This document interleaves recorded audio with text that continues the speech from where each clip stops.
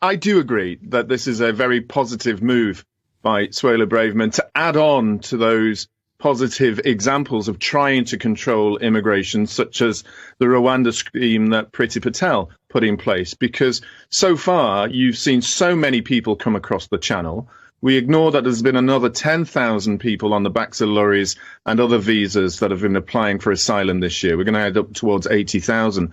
And time is running out for this government to prove to the electorate, particularly those in the Red Wall who wanted control of immigration, to prove that they are doing so. So Suella's actions are incredibly positive here.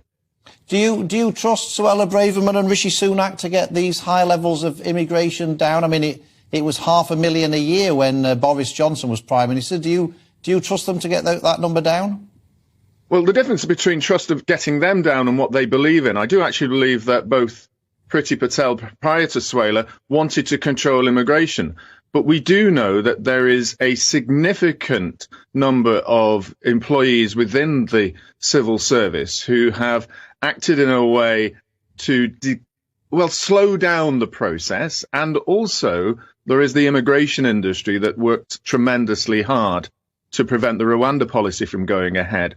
The key point is whether Rishi Sunak is really going to get behind Suella on this. He is the key to it, just as Boris was the key behind Priti Patel. And nothing really happened, unfortunately, with Boris until we saw the deaths in the Channel. Rishi has to understand, and there has to be pressure from the northern MPs on the wall, Red Wall, to say to him, without this action, without you getting behind it very strongly and helping Suella succeed, we're going to lose the seats massively in the next general election.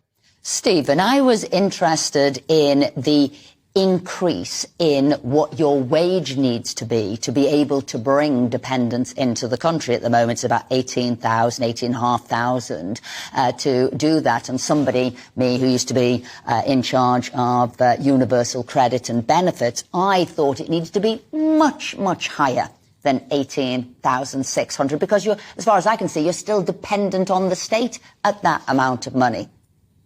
Oh, absolutely. And there's also proof that we've had in the past that in order to contribute to society when you're an employed migrant to this country, you needed in the region of 35 to 45,000 pounds a year to show that you're actually contributing to health, roads, infrastructure, etc.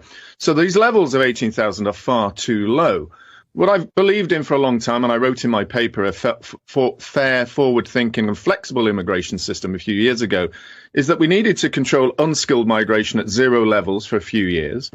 We needed to increase the levels of those who are coming here to work to around 35,000. But we needed to be much more flexible on those people coming across who are skilled, and maybe even consider the Dubai approach.